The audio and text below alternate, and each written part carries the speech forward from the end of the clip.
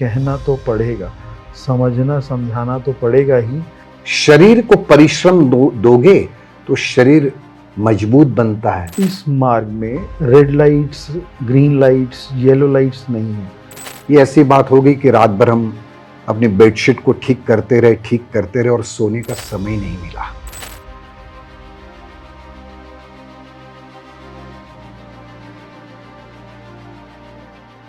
Anand Desai, Sanjeev Kwatra ji, from global news bulletin.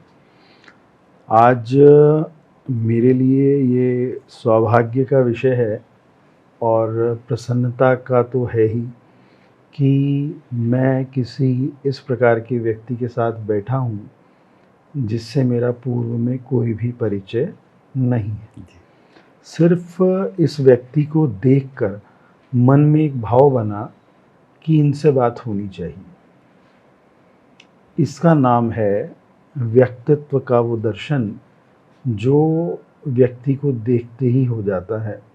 ये परमात्मा की वो कृपा है, अगर हमें प्राप्त है तो हम उस सहज योग को पा रहे हैं जिसके लिए हम बहुत प्रयास करते हैं मेडिटेशन में और विभिन्न प्रकार की धर्म की धाराओं।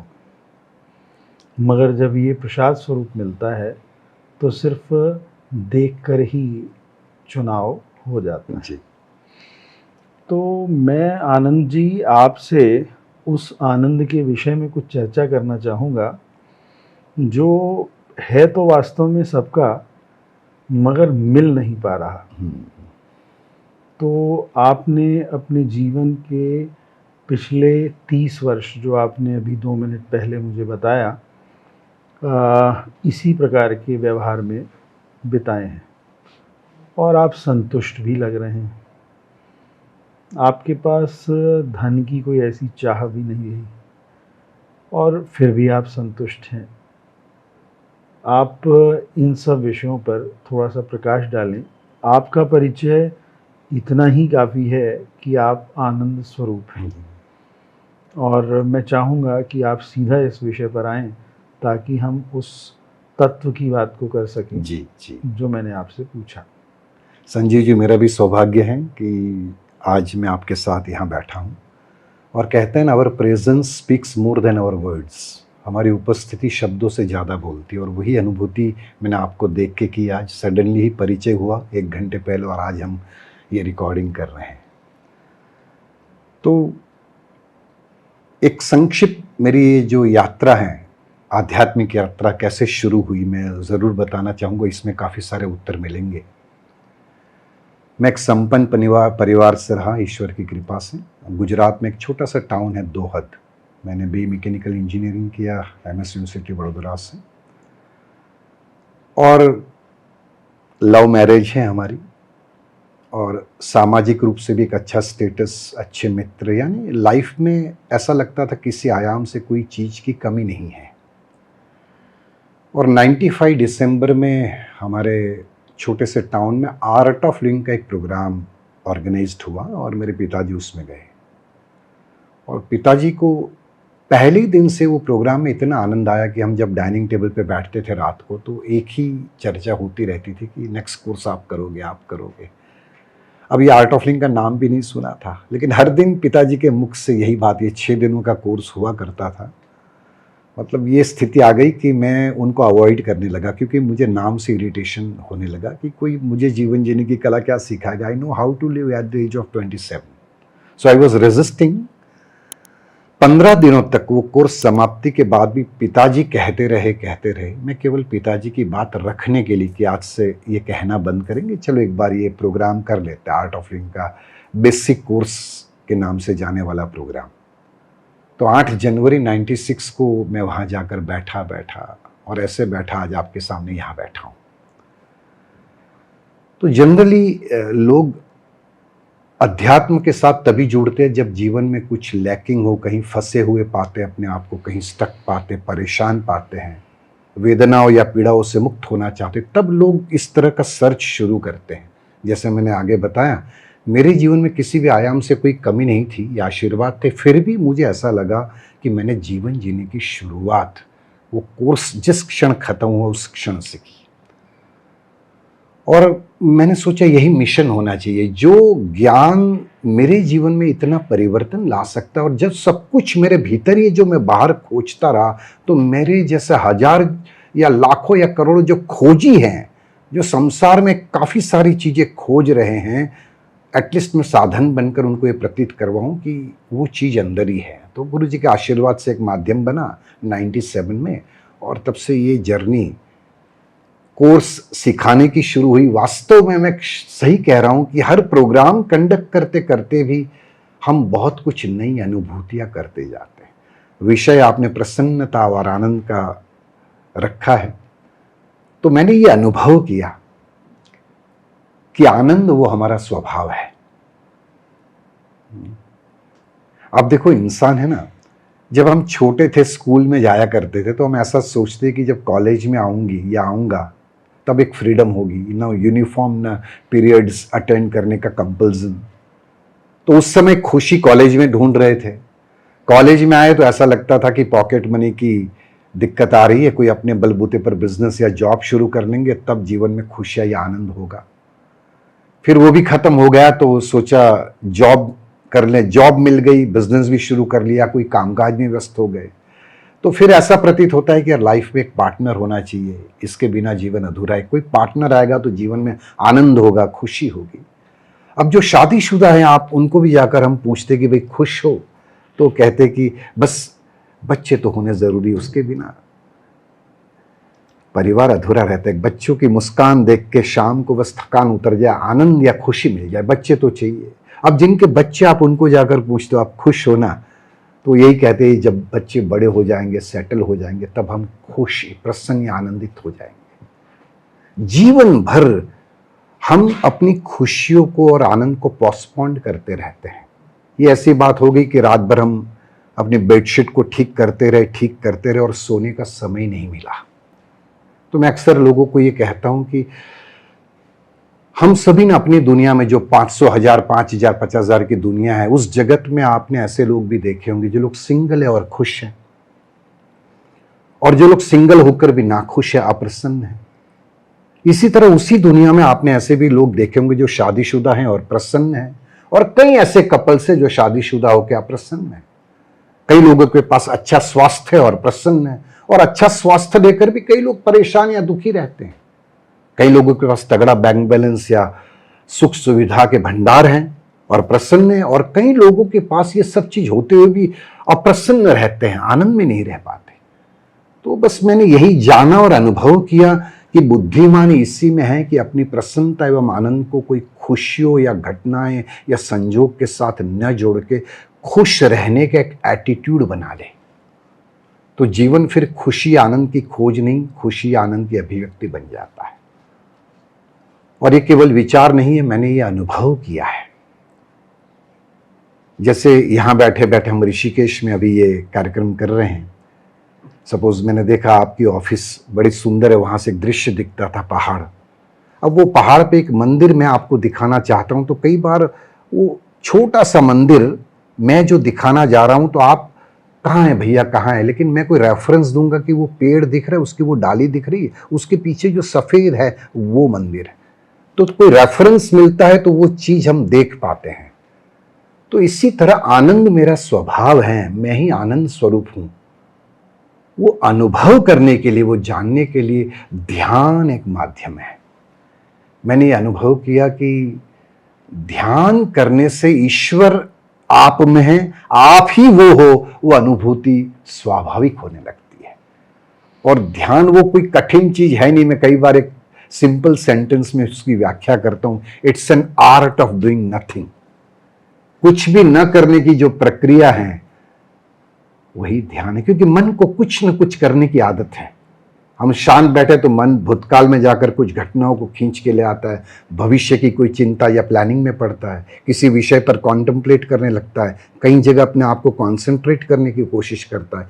ये मन को सारी वृत्तियों से छुड़ाकर एक जब गहरे विश्राम में ले जाते हैं, तो जो चीज हम बाहर खोज रहे हैं वो हमारे भीतर ही पड़ी है, उसकी अनुभूति स्वयं हो जाती है। और ये पथ पर चलते चलते मैंने यह भी अनुभव किया कि जैसे वो डाली, वो रेफरेंस पॉइंट है मंदिर दिखाने की, इस तरह ध्यान भी एक माध्यम है। लेकिन इस पथ पर चलते चलते एक ऐसी स्थिति आती है कि आप स्मरण मात्र से उस सत्ता के साथ कनेक्ट हो जाते हो, उस स्मरण मात्र से वो अनुभूति में आप आ जाते हो। लेकिन वो अनुभूति तक पहुंचने के लिए शुरू में कुछ स्टेप्स हैं, तब जाके रियलाइज होता है मुझे पैसों की जरूरत नहीं है। वो रियलाइजेशन तब होता है जब आपके पास काफी सारा धन होते हुए भी आप ये महसूस करते हो वो जो चीज चाहिए वो धन से नहीं मिलती, ये उससे भी परे है। तब जाके ये अनुभव होता है, रियलाइजेशन होता है कि धन में वो नहीं है, लेकिन एक प्रक्रिया में से पसार होना पड़ता है। तो मेरा यही कहना है आपसे कि प्रसन्नता और आनंद या संतोष ये हमारे भीतर ही है, और उसमें रहने के लिए, उस स्थिति में रहने के लिए एक अभ्यास या एटीट्यूड जरूरी है, जो ज्ञान से और अपने आप के साथ रहने से, मन को कल्टीवेट करने से आता है। थैंक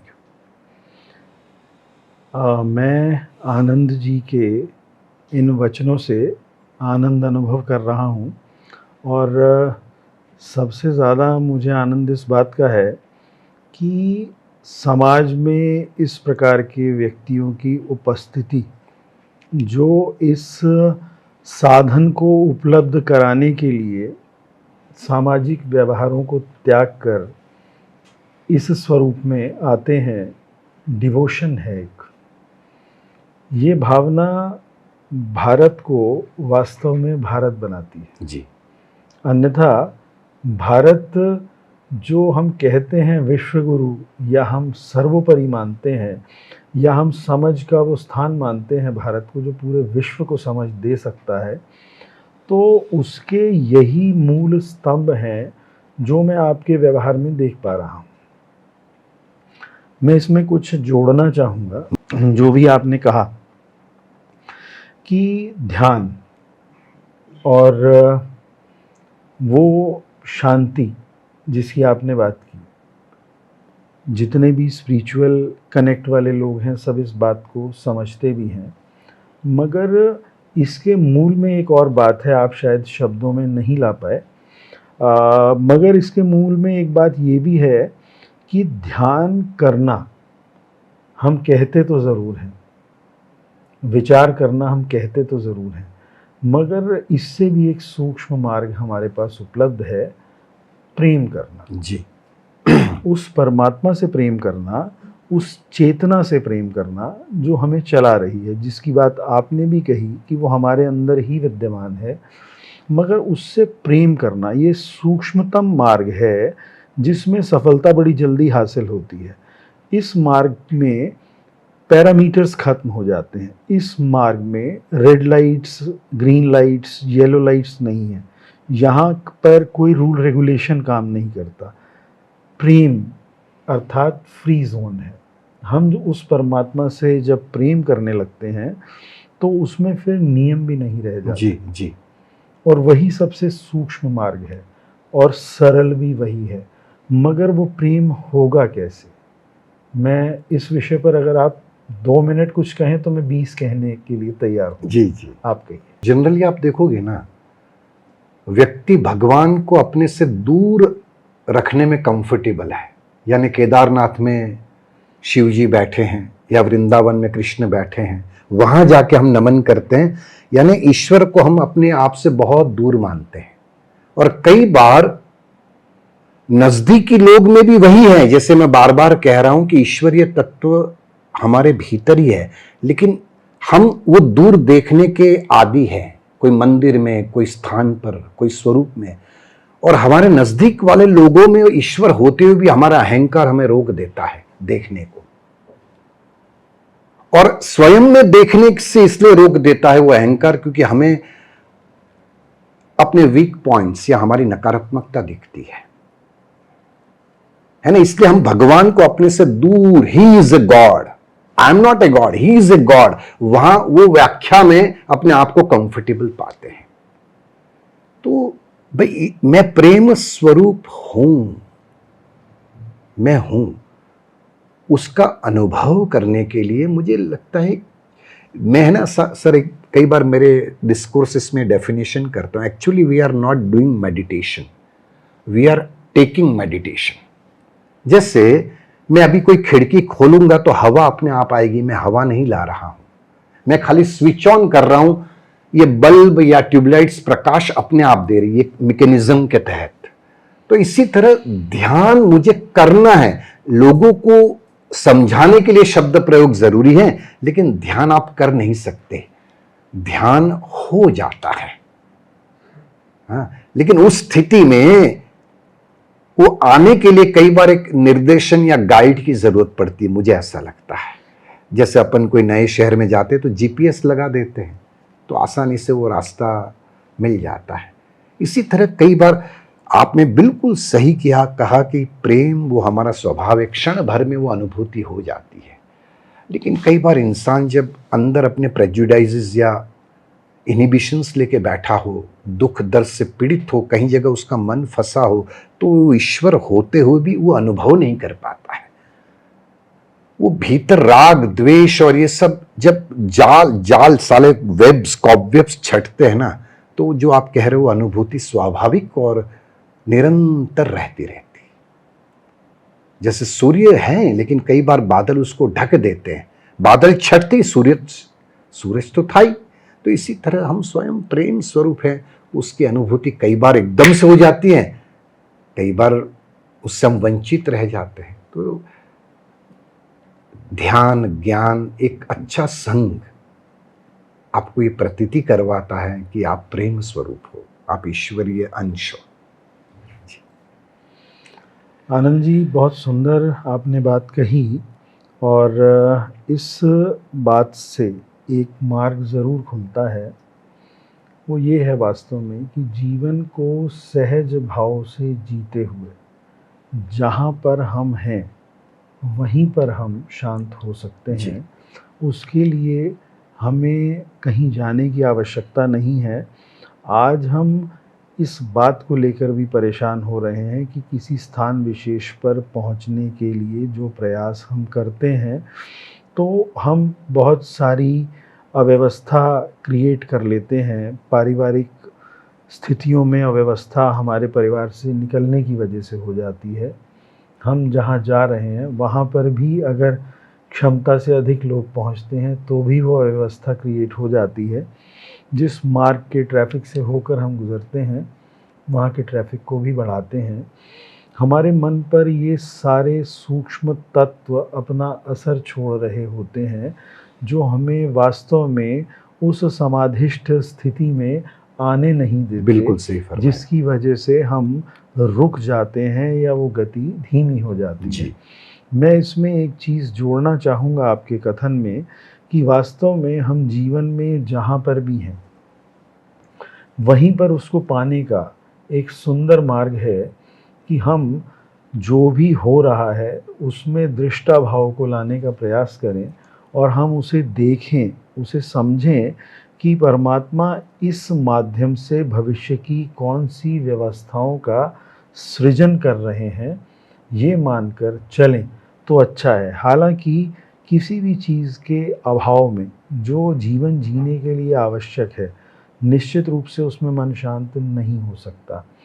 इसीलिए परमात्मा ने जिनको धन की दृष्टि से इतना योग्य बना दिया कि उनको धन के अर्जन के लिए बहुत अधिक प्रयास करने की आवश्यकता नहीं है, कम से कम उनको ये समझना ही होगा कि परमात्मा ने उनको इस स्थिति में इस मूल उद्देश्य की प्राप्ति के लिए रखा है कि अब वो अपने मन की शांति को उस स्वरूप में अनुभव करें और उस परमात्मा के वास्तविक स्वरूप को, जो सबके अंदर विद्यमान है, समझने का मौका मिल रहा है। हम आगे बढ़ें और अपने सब सहयोगियों, जितने भी मानव इस सृष्टि में हैं, वैसे तो मैं हर जीव की बात करना चाहूँगा, मगर मानव जो सृष्टि में है कम से कम उनको अपने से अलग ना देखें।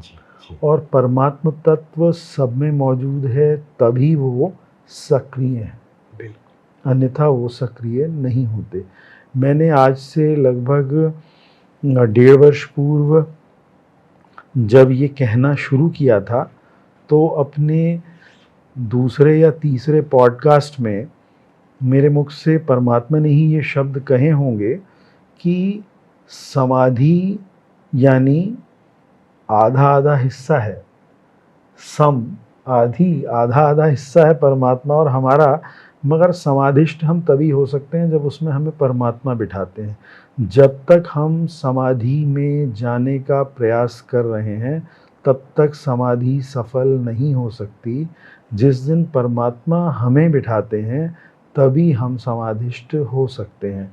मगर जैसा आनंद जी ने कहा कि मार्ग के लिए चर्चा तो आवश्यक है, कहना तो पड़ेगा, समझना समझाना तो पड़ेगा ही, मगर वास्तविकता ये है कि परमात्मा से हम उतना प्रेम करें, यानी कि उस भावना से उतना प्रेम करें जो शांति देने वाली है, तो परमात्मा वो सहज समाधिष्ट स्थिति हमें उस उपहार स्वरूप देते हैं जो वो वास्तविक प्रसाद है जिसे प्रसाद कहा जाता है। बाकी जितने भी स्थूल प्रसाद हैं, भोजन प्रसाद है, ये सब वो प्रसाद हैं जिसमें भावना को परिपक्व करने के लिए इसे प्रसाद कहा गया, मगर वास्तविक प्रसाद परमात्मा द्वारा दी गई वो समाधिष्ट सहज समाधिष्ट अवस्था है जिसकी मैं बात कर रहा हूँ। जी, कई बार मैं व्याख्या करता हूँ समाधि की। समाधि, धी मीन्स बुद्धि, जिस बुद्धि में समता आ जाए, balanced intellect, that state is called समाधि। और ये सहज ही होता है, मुझे ऐसा लगता है। अध्यात्म यानी क्या, तो कई बार मैं ये कहता हूँ, अंग्रेजी में स्पिरिचुअलिटी कहते हैं। To uplift spirit is spirituality, to uplift spirit is spirituality. And to uplift spirit means what? Rekindling human values, मानवीय मूल्यों का पुनरुत्थान, इसी को अध्यात्म कहते हैं। और ह्यूमन वैल्यूज यानी प्रेम, शांति, आनंद, अपनापन, जिम्मेदारी, डायनेमिज्म, इंटेंसिटी, समभाव। इसको न कोई धर्म के साथ लेना देना है, नहीं कोई उम्र के साथ लेना देना है। यदि इन वैल्यूज के साथ हम हैं या हम किसी को भी देखते हैं तो उसकी तरफ स्वाभाविक एक जैसे मैग्नेटिक फील्ड हमें खींचता है, हम खींचे चले जाते हैं, है ना। तो अल्टीमेटली हमारे अंदर सब कुछ है, बस थोड़ा ठहरने की आवश्यकता है। शरीर को परिश्रम दोगे तो शरीर मजबूत बनता है, लेकिन मन को विश्राम दोगे तो मन विकारों से मुक्त होता है। दोनों अलग अलग नियम पर काम करते हैं। बहुत सुंदर है ना। तो बस ये कला, नाजुक कला सीखने की आवश्यकता है। Thank you Sanjeev ji. आनंद जी, हमें बहुत अच्छा लगा आपसे इस वार्ता के आनंद स्वरूप, बहुत अच्छा लगा। मगर एक चीज़ मैं ज़रूर आपसे कहना चाहूँगा कि ये विषय वो है जिसका कभी अंत नहीं होता। जी जी, बिल्कुल। इस पर जितनी भी चर्चा की जाए वो आनंद ही देती है अगर इसके रसिक मौजूद हैं। जी जी जी जी। तो मैं ये चाहूँगा, आप ऋषिकेश आते रहते हैं, आपने बताया, जब भी कभी आप आएँ वो थोड़ी देर की चर्चा हमारे साथ ज़रूर करें। और ये लाभ समाज में बहुत विस्तार से फैल भी रहा है और मिल भी रहा है। इसको देने वाले व्यक्ति और देने की प्रकार, परमात्मा बदलते रहते हैं, वो चेहरे बदल जाते हैं, मगर व्यवस्था वही है, वही काम कर रही है कि एट लास्ट चाहिए तो वो शांति, मगर उसमें भी शायद स्वार्थ हो, मगर चाहिए तो वो प्रेम जो निस्वार्थ है। जी जी। वहीं पर इस बात को पूर्णता देते हैं और इसी आशा के साथ कि आनंद जी के साथ फिर आनंद लेंगे। हमने संजीव से संजीवनी याद आ गया। आपका व्यक्तित्व भी ऐसा ही है ना, आप लोगों के लिए संजीवनी की तरह काम करते हैं। बहुत अच्छा लगा आपसे मिलकर। थैंक यू सो मच मुझे अवसर